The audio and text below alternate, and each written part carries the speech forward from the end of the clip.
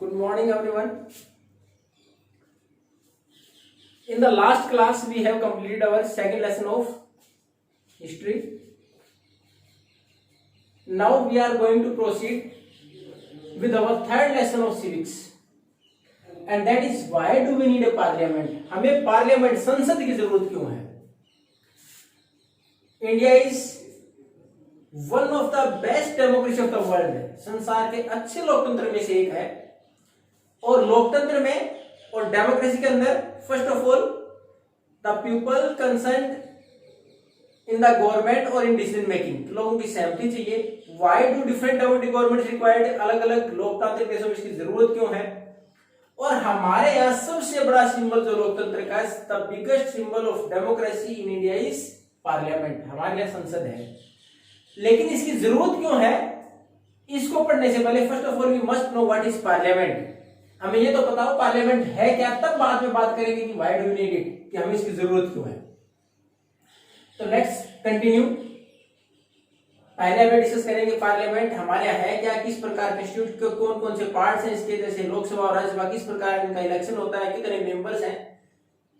And whenever we have gone through the complete lesson, then after we will discuss about why do we need a parliament, and automatically we will know that why do we need a parliament. हमें अपने आप ये सारी चीजें पढ़ने के बाद पता चल जाएगा कि हमें पार्लियामेंट की जरूरत क्यों है.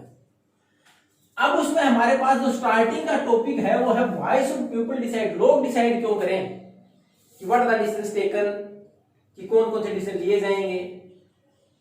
तो उसमें लोगों की जरूरत क्यों है. अब हम आजाद कब हुए? 15 अगस्त 1947. But after a long struggle. ऐसा नहीं है कि एक दिन में हमें आजादी मिल गई. हमने काफी लंबा संघर्ष किया. और उसमें सबसे इंपॉर्टेंट चीज वो थी कि नॉट एनी इंडिविजुअल और a particular group of the society in the form of caste और religion, everyone has given their sacrifice for the freedom. लगभग हर व्यक्ति ने अपने योगदान देने का प्रयास किया. किसी एक व्यक्ति, किसी एक जाति या किसी एक धर्म की वजह से हमें आजादी नहीं मिली. लगभग हर वर्ग ने इसमें योगदान दिया. उसके बाद हम आजाद हुए. अब उन्होंने योगदान क्यों दिया, क्यों प्रयास किया आजाद होने का? इफ दे आर सैटिस्फाइड, अगर वो संतुष्टि थे तो क्यों प्रयास किया? उनके लिए इंस्पायरिंग फैक्टर क्या थे? फ्रीडम की. हमें स्वतंत्रता मिलेगी, आजादी मिलेगी, हम अपने डिसीजन खुद ले पाएंगे. इक्वलिटी, हम सब समान होंगे, हमारे बीच में भेदभाव नहीं रहेगा. And what our decisions are taken, they will be taken after our consent, कि हमारी सहमति से डिसीजन लिए जाए. ऐसे डिसीजन हमारे ऊपर इंपोज नहीं किए जाए जो कि हमें पसंद ना हो और जो कि हमें नुकसान पहुंचाते हो. तो इंस्पायरिंग फैक्टर थे लोगों के. उन्होंने आंदोलन इसलिए किया ताकि हमें फ्रीडम मिले, इक्वलिटी मिले, डिसीजन मेकिंग में पार्टिसिपेशन मिले. तो इसलिए लोगों की भागीदारी जरूरी है. इसलिए लोग डिसाइड करें सरकार में कैसे शामिल होंगे. और ये सारी हमारे पास आए क्यों? During the British rule many decisions are taken which are not for the public. ज्यादातर वो डिसीजन लिए जो लोगों के लिए नहीं थे. Most of them are just to exploit the public for their own interest, कि अपनी जरूरतों को पूरा करने के लिए केवल एक्सप्लॉइटेशन, शोषण से संबंधित. But the people can't criticise due to the fear of imprisonment और एनी पनिशमेंट, कि केवल सजा के डर से लोग उसका विरोध या आलोचना नहीं कर पाते थे. लेकिन जैसे हमारे राष्ट्रवादी आंदोलन चले, नेशनलिस्ट मूवमेंट थे, तो ये भय खत्म हो गया और लोगों ने मांग करनी शुरू कर दी अधिकारों की कि हमें भी आजादी मिले.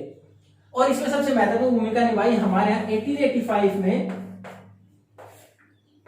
28 दिसंबर 1885 में हमारे यहाँ आईएनसी, इंडियन नेशनल कांग्रेस, इसकी स्थापना हुई. इसके जो महत्वपूर्ण लीडर थे उन्होंने मांग करनी शुरू कर दी सरकार से कि वी मस्ट हैव सम से इन द लेजिस्लेचर. विधायिका, लेजिस्लेचर जहां कानून बनते हैं, तो वहां हमारा भी अहम योगदान हो. Whenever the budget is given to the country for different purposes, अलग अलग उद्देश्य के लिए जो बजट जारी किया जाएगा, it must be discuss in front of us और आवर रिप्रेजेंटेटिव. इसको डिस्कस करने का हमें भी मौका मिले कि कहां पैसा कितना किस प्रकार लगना चाहिए. तो उसकी मांग की उन्होंने. अब उसके बाद government of India act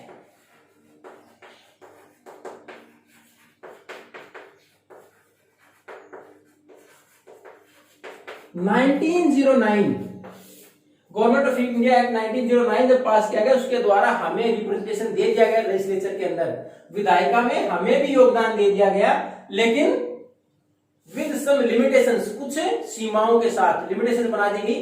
not every adult was given the right to और टू बी इलेक्टेड, प्रत्येक व्यक्ति को एक इक्वल बेस पर यह अधिकार नहीं दिया गया कि वो चुनाव में भागीदारी करे, खुद लड़े या फिर वो वोट डाल पाए।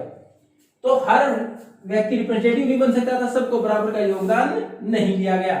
और यहां तक कि it is dominated by the British parliament, हमारे यहाँ जो लेजिस्लेचर थी, जो प्रोविंसेस में बनाई गई, प्रांतों में बनाई गई थी, वो किसके द्वारा डोमिनेटेड थी? ब्रिटिश गवर्नमेंट के द्वारा। तो हमारी हर मांग को मानना भी नहीं जाता था। तो it was not a truly legislature for us, कि हमारे लिए वास्तविक विधायिका नहीं थी ये। अब उसके बाद ये सारा इतना उसके छूट मिलने के बाद फिर भी लोग संतुष्ट नहीं थे, क्योंकि पूरी बातें मानी नहीं गई। अब हमारे जब राष्ट्रवादी आंदोलन चले, आपने पिछले लेसन में शुरुआत में ही पढ़ा था कि किसी के दिमाग में कोई संदेह नहीं था, there was no doubt in the mind of the nationalist as well as whoever is participating, जो भी पार्टिसिपेट कर रहा था, कि how the India will be, कि भारत कैसा होगा आजादी के बाद। सबके दिमाग में था अधिकार मिलेंगे, डिसीजन मेकिंग, पार्टिसिपेशन मिलेगी, आजादी मिलेगी, हमारी खुद की भागीदारी होगी। और उसको हमारे यहाँ इंप्लीमेंट किस प्रकार किया गया? In the very beginning of constitution, हमारा संविधान लागू होते ही हमने लोगों को कह दिया universal adult franchise, universal adult franchise.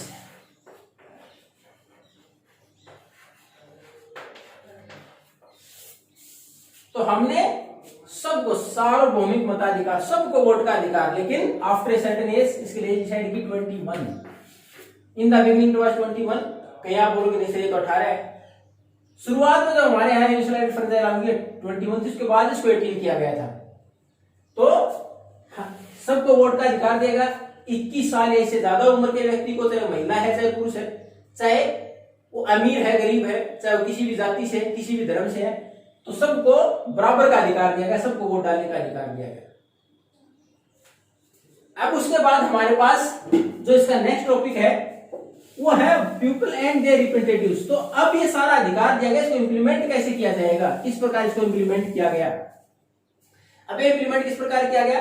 अब लोगों की भागीदारी जरूरी है, इसका तरीका क्या हो, अब डिसीजन मेकिंग में कैसे पार्टिसिपेट कराया जाए इनको। तो इसके लिए सरकार ने पहले तो माना consent of every person is required और the public is required in decision making. केवल गवर्नमेंट में ही नहीं, in every institution of the government, सरकार के हर संस्थान में लोगों की सुनी जाए। They must be in the governing position, सरकार चलाने की स्थिति में या नियंत्रित करने की स्थिति में हो लोग। तो उसके लिए सबसे बड़ा मैकेनिज्म कैसे प्रोवाइड कराया था? इलेक्शन, चुनाव कराया जाए। People are going to choose their representatives, वो अपने प्रतिनिधि चुने, and they are supposed to raise their voice on behalf of the public. उन लोगों के बिहाफ पर कौन बात करें? उनके रिप्रेजेंटेटिव्स बात करें। तो हमारे यहाँ चुनाव की व्यवस्था कराएगी, लोगों ने अपने प्रतिनिधि चुने। उसके बाद रिप्रेजेंटेटिव चुने गए, इनके दो ग्रुप बने। किस प्रकार? किसी भी गवर्नमेंट रिप्रेजेंटेटिव तो हर जगह से चुने जाते हैं, लेकिन वो दो ग्रुप कौन कौन से हैं? फर्स्ट रूलिंग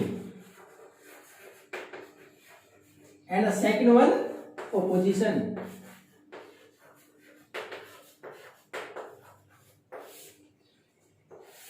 जो गवर्नमेंट में है, सरकार चला रहे हैं, रूलिंग। अब जैसे हम बात करें तो बीजेपी रूलिंग पार्टी है, राजस्थान की बात करें तो कांग्रेस रूलिंग पार्टी है। जो एक पार्टिकुलर ग्रुप जिनके मेंबर ज्यादा आ जाए वो सरकार चलाए, डिसीजन ले, और जिनके मेंबर कम रह जाएं वो ओपोजिशन, विपक्ष, वो सरकार को गाइड करें। अब देखो रूलिंग पार्टी और ये, अब बोलने की ओपोजिशन की जरूरत क्या है? रूलिंग पार्टी सरकार तो चलाई, डिसीजन तो ले ही रही है, लेकिन जब पार्लियामेंट चलती है, all will be present there, all the representatives will be there, सारे प्रतिनिधि होंगे वहां, चाहे वो ओपोजिशन के हैं चाहे रूलिंग पार्टी के हैं। रूलिंग पार्टी कोई डिसीजन लेती है, it is not good for the public, लोगों के लिए मान लो अच्छा नहीं है, then the role of opposition comes. उसके बाद भूमिका आती है ओपोजिशन की। कैसे? इट विल क्रिटिसाइज, आलोचना की डिसीजन की सही नहीं है, उसके बाद सरकार को सजेस्ट करे कि क्या होना चाहिए, क्या सुधार किए जाए, गाइड करें। तो इस प्रकार हमारे जो रिप्रेजेंटेटिव हैं वो सरकार के ऊपर नियंत्रण रखते हैं और उसको गाइड करते हैं किस प्रकार शासन चलाया जाए, लोगों के लिए क्या उचित है। तो हमारे पास किस प्रकार लोगों को भागीदारी डिसीजन मेकिंग में इनके द्वारा कि लोग खुद अपने रिप्रेजेंटेटिव प्रतिनिधि चुने, वो अपने यहाँ उनकी बात रखें, उसी प्रकार सरकार आगे शासन चलाए। और इसको फिक्स कर दिया गया, ये हम आगे पढ़ेंगे कि tenure is fixed of 5 years, 5 साल का टेन्योर फिक्स कर दिया गया। If the government is not hearing other representatives और द ओपोजिशन, अगर वो नहीं सुनती है then after certain period of time we can change, बदल दें हम उसको। तो ये हमारे पास व्यवस्था थी चुनाव की, रिप्रेजेंटेशन की, और पार्लियामेंट का पहला फॉर्म है ये, क्योंकि हम हमारे अगर देश की बात है तो पार्लियामेंट ही है जहां हमारे पास रूलिंग पार्टी और अपोजिशन होंगी। अगर स्टेट की बात करें तो स्टेट लेजिस्लेटिव असेंबली हो जाएंगी। For the further topics we are going to proceed in the next class. Thank you and have a nice day.